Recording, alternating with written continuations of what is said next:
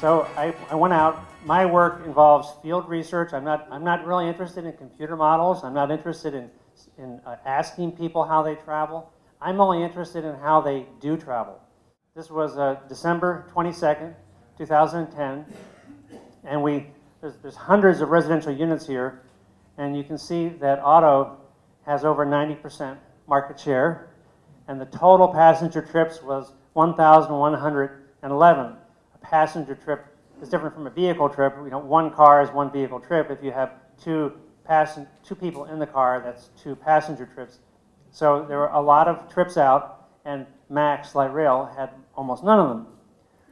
It's also a shopping mall, and this was December 21st, so there was serious shopping going on there that day.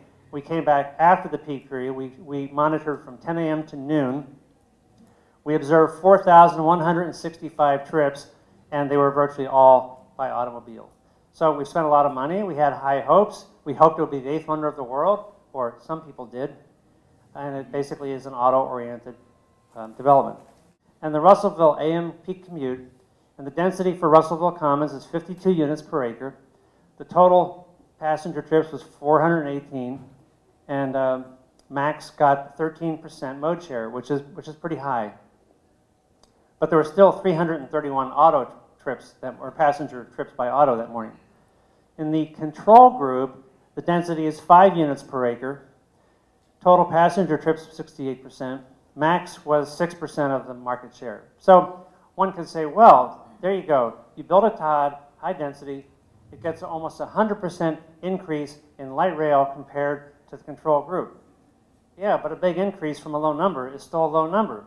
So they went from 6% to 13%, but the total number of auto trips went from about 58 in the control group to 331 in the high density TOD. So local congestion was made worse, and financially, you won't have the money to replicate this in any kind of broad way.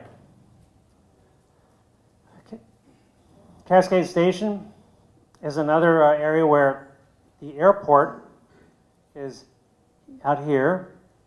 Light rail was built through this vacant area. It's 120 acres. They got Bechtel to build it in exchange for a 99-year lease to do development here. There's a greenway down here, and they were hoping to do to create sort of the whole thing into a trans-oriented development. The light rail to the airport was not really built for passengers to the airport. It was built to create a TOD by the airport.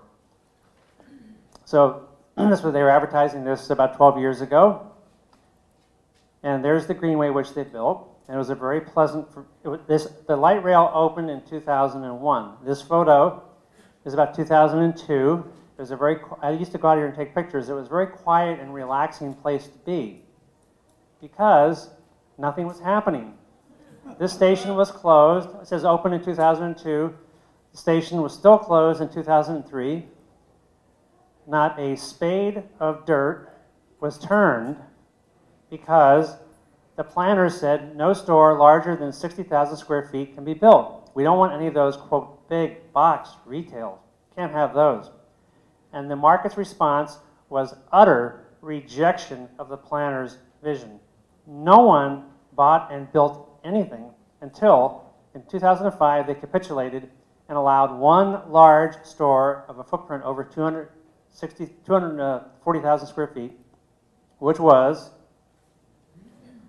IKEA. I went to the press conference for it.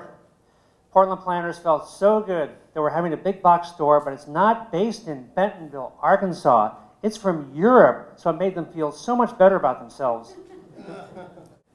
That's IKEA. The train does go by IKEA, but not too many people shop by train. So I went out to do surveys on Black Friday after Thanksgiving, the biggest shopping day of the year. I was there for 2 hours, midday, total of 8,410 passenger trips, and about 98% were in an automobile. The market has utterly rejected the utopian view of light rail in this area. Quickly, because I'm starting to run out of time, Orinco Station is one of the most famous TODs in the country. I've monitored all of these, but I'm only going to talk about this one right next to here's the light rail, Hillsborough. This is the west side line. Portland's now over here. This area is totally built out. It's all self-contained. There's only 5 ways in and out. You can monitor every single trip. And so I've monitored it extensively because it's much written about in the literature. And here, what's amazing, this is old farmland out in Washington County. This is suburban Portland, and it's like they went to Brooklyn and brought some row houses and plunked them down in the middle of this farmland. It's very odd. But the train, light rail, is immediately behind this. You can walk down this road and you can walk right to light rail. You can't get a higher density project in suburban America than this, probably.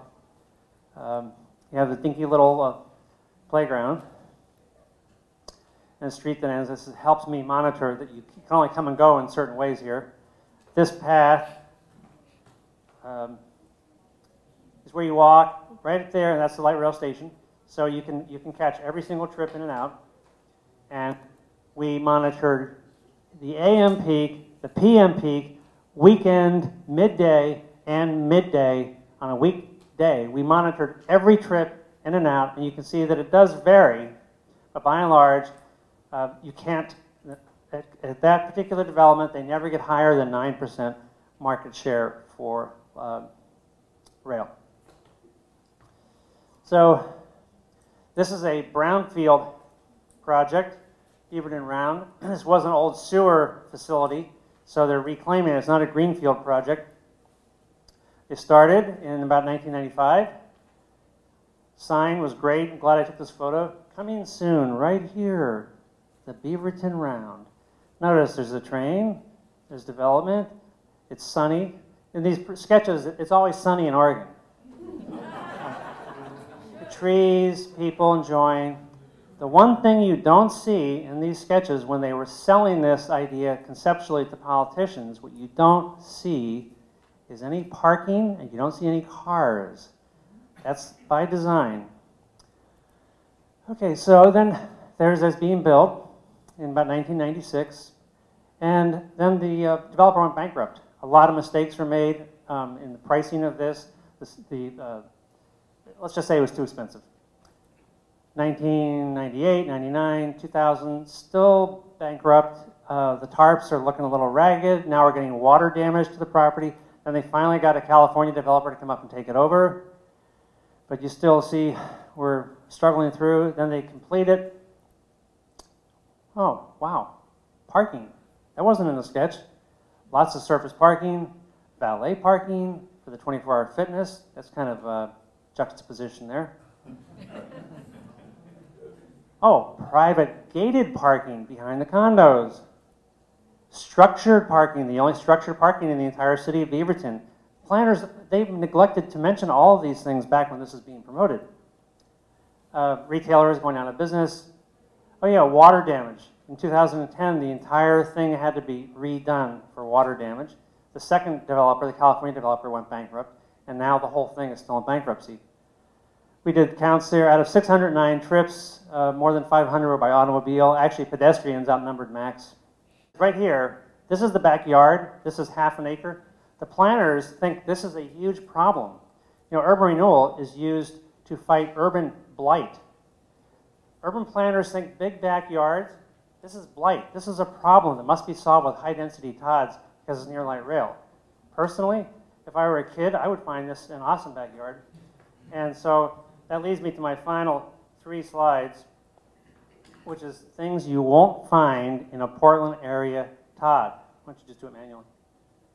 You won't find room for Little League Park.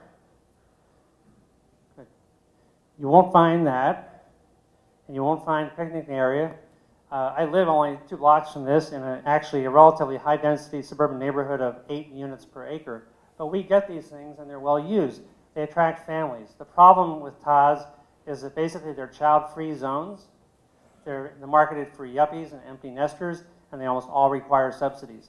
So you may be attracted to that vision, but just keep in mind that the Portland experience has been very high cost and a significant underperformance in terms of transit use, and they're pretty much hostile to family values. Thank you.